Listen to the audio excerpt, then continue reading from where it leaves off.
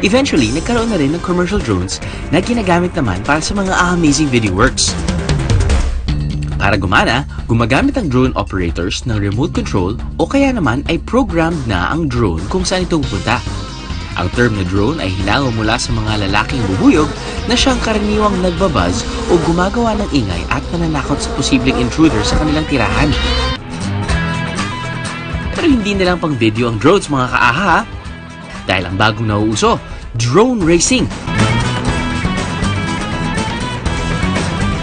Katunayan, ginanap sa Quezon City ang DSA Asia Cup Manila kung saan ang top 5 winners ilalaban sa DSA Asia Cups China.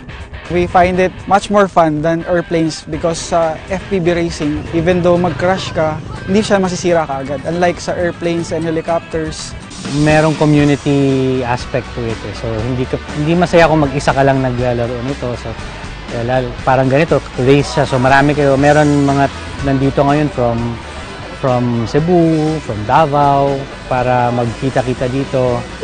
So marami nakikilalang mga kaibigan.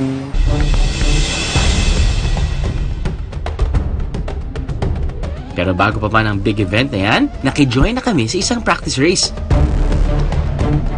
Walang kukurap ha, dahil unbelievable ang bilis ng drones na to.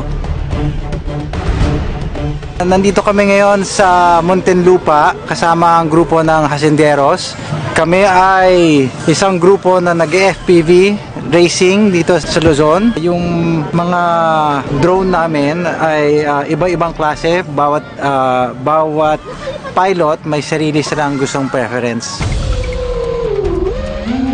Pero bago pa ang actual flying mga kaaha, first things first, alamin muna natin ang basics ng drone racing. Siyempre, ang unang kailangan, ang quadcopter o ang race drone. Papakita ko naman sa inyo ngayon yung parts ng quadcopter, or the race drone or race quad.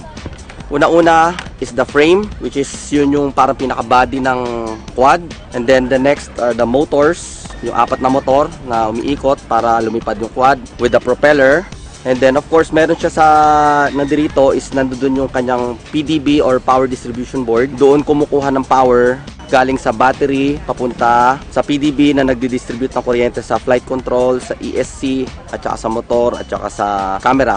And meron pa tayong VTX, which is the video transmitter, at saka yung antenna niya.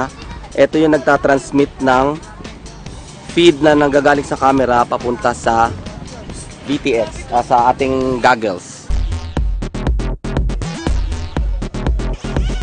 Bukod sa quadcopter, next naman ang goggles. Dito, parang kayo mismo ang lumilipad sa ere dahil kitang-kita nyo ang mga nagaganap sa field.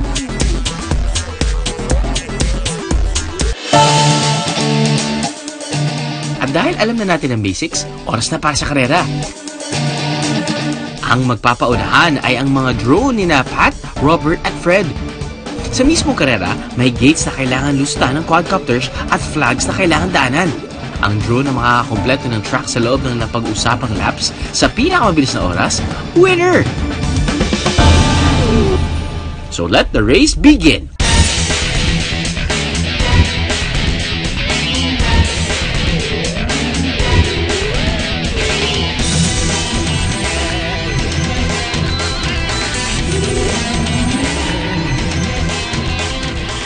Ang nanalo, si Frederick Cortejos. Congrats, dude!